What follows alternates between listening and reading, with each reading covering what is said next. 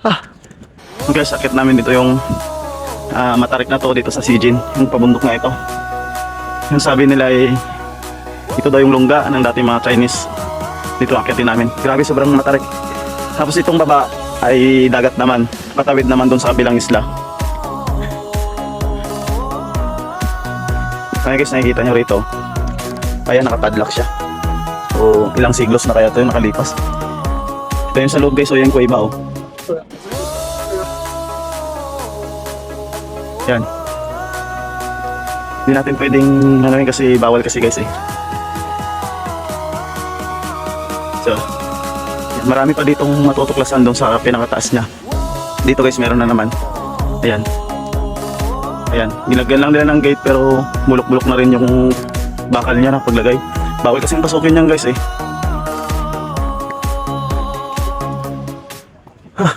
Grabe, ang taas ng ano na to. Ang taas ng lugar na to. Dito na kami sa tuktok guys oh. Yan, ayan yung baba guys. Ayun na yung Sijin Beach. Ayan, andun. Ayan yung Sijin Beach guys. Ayan, ayan. So, ganyan yung bahay dito sa Taiwan. Usually yan yung mga apartment nila. Nangungupahan lang din halos dito sa Taiwan. Yung mga Taiwanese. So, yan yung bahay. Magkakaparehas lang yung mga itsura ng bahay nila rito eh. So, akyat pa kami doon sa dulo. Hindi pa natatapos yung pag-akyat. Meron pa rito sa hagdanan. Grabe. Akyat pa kami ron sa dulo.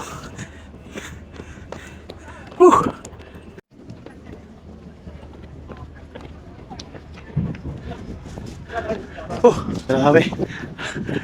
Taas na oh. Grabe nga, ang tarik na nito guys. Ayan, pero maganda doon sa may bandang.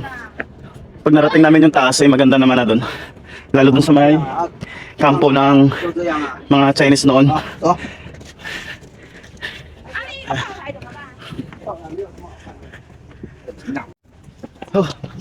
Dito na kami. Aming spot na akitin.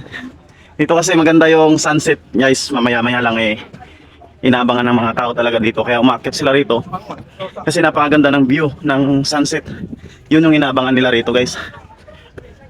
Yan, mamaya ipapakita natin yung kung maabutan pa natin yung sunset. So papakita ko.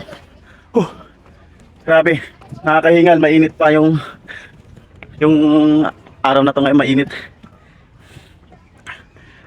Yan yung kasama ko. So dito maganda yung view dito guys.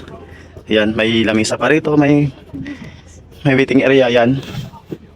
Oh, napakaganda ng view. Ayan oh.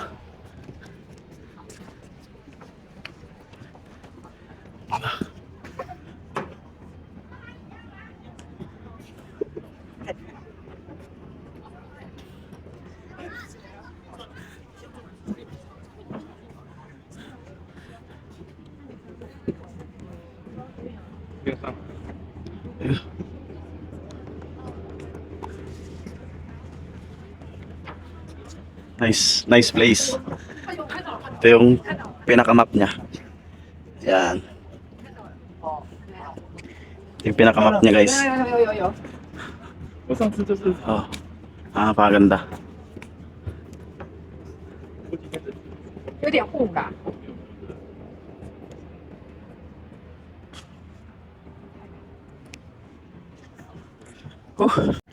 Dito guys, may papakita ako sa inyo guys. Kung napanood nyo yung kanina, yung dinaanan ko, yung kuweba doon nasa baba, tagos yun dito sa may taas guys. Ito kasi yung daanan nila doon papunta sa baba. Ito yung lagusan guys. Ayan. Yan, dito sila guys na tagos hanggang doon pababa guys. So dyan sa atas harap nilagyan na lang nila ng parang, di kasi natin pwedeng lapitan kasi sa bawal. So ayan, parang nilagyan na lang nila sa harap ng parang tawag niyan, yung para sa ilaw guys. Yung kalimutan ko guys, basta generator ba yun kung tawag doon. Ayan.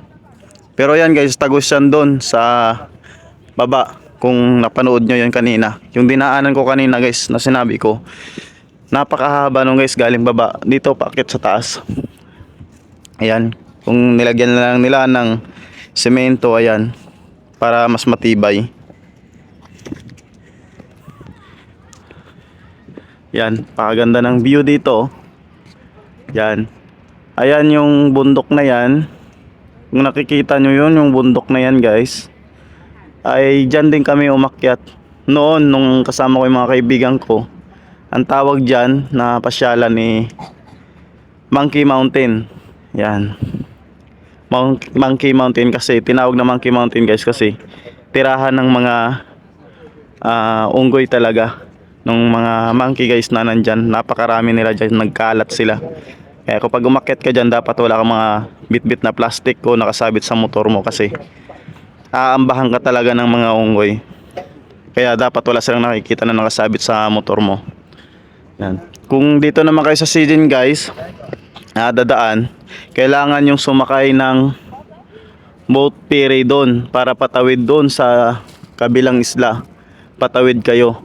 Galing doon, tatawid kayo ng papunta dito. Ayun, doon. Tapos pagbaba nyo doon sa tawid, pwede na kayo doon dumiretso sa Monkey Mountain. Yun. Yun. Ang dami nag-aabang dito kasi yung sunset talaga yung pinakaabang-abang nila rito. Maganda kasi yung sunset dito mamaya eh. Kitang-kita talaga. So sa wakas guys, nakarating na kami dito sa aming spot location dito sa kampo ng mga Taiwanese nung World War II guys. Yan. Kung nakikita nyo dito guys, yung dito guys yung pinakamagandang spot na